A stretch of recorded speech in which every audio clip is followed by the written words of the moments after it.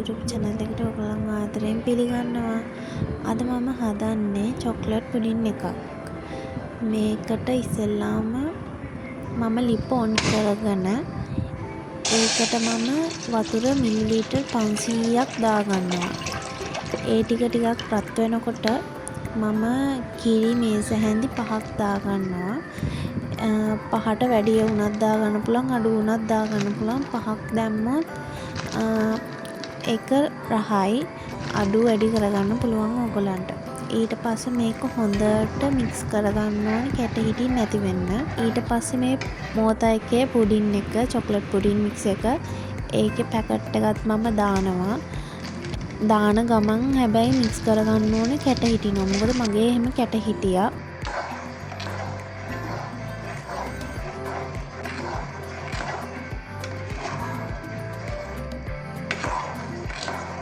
මොනවත්වා ඔයගොල්ලෝ මේක හැඳි ගන්න. එතකොට කැට නැති පුඩින් එකක් ඔයගොල්ලන්ට ලැබෙනවා. මට නම් කැට ආවා. මොකද මං අර මික්ස් එක දාද්දිම මං හැඳි ගෑවේ නෑනේ. ඒකෙන් කැට හිටිලා තිබ්බා. ඊට පස්සේ ඉතින් මෙන්න මෙහෙම උතුරන්න එනකොට ලිප ඕෆ් කරගන්න. උතුරනකන් ඉන්න එපා. ලිප ඕෆ් කරගෙන හැඳි ගාගන්න ටිකක්. ඊට පස්සේ දැන් මගේ කැට හිටියනේ. ඕගොල්ලන්ට පේනවද මේ කැට තියෙනවා. ඊට පස්සේ පැකට් එකේ තියෙන චොක්ලට් සෝස් එකක්. මං මේ වගේ කප් වලට තමයි හදාගත්තේ. මං ඒ කප් එකේ යටට දාගන්නවා මෙහෙම තවර ගන්නවා චොක්ලට් සෝස් එක. ඊට පස්සේ මං අර මගේ පුඩින් එකේ කැට හිටියනේ මං ඒක පෙරා ගන්නවා. මොකද කැට තිබ්බම හරි නෑනේ. ඉතින් කන්නත් බෑ. ඒ හින්දා මං ඒක පෙරා ගත්තා.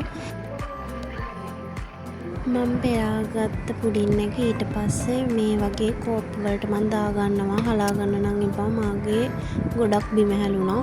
අනික ඒක ඉක්මනට දාගන්නත් ඕනේ. ඒක ටක් ගාලා සෙට් වෙනවා.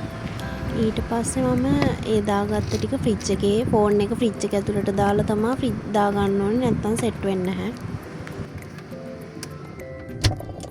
ඔයගොල්ලෝ කන්න කලින් මෙන්න මේ විදිහට අපේ පුඩින් එක දාගන්න.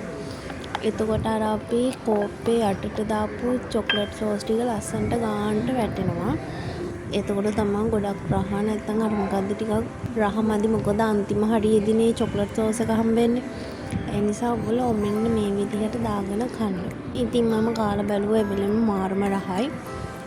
ඇත්තටම මෝතා එකේ ඒක තමයි රහ. අර කැරමල් මේවා තියෙන රහ නැහැ. මේක නම් රහයි. ඉතින් මං ආයි තව ලස්සන vlog එකකින් යන්නම්.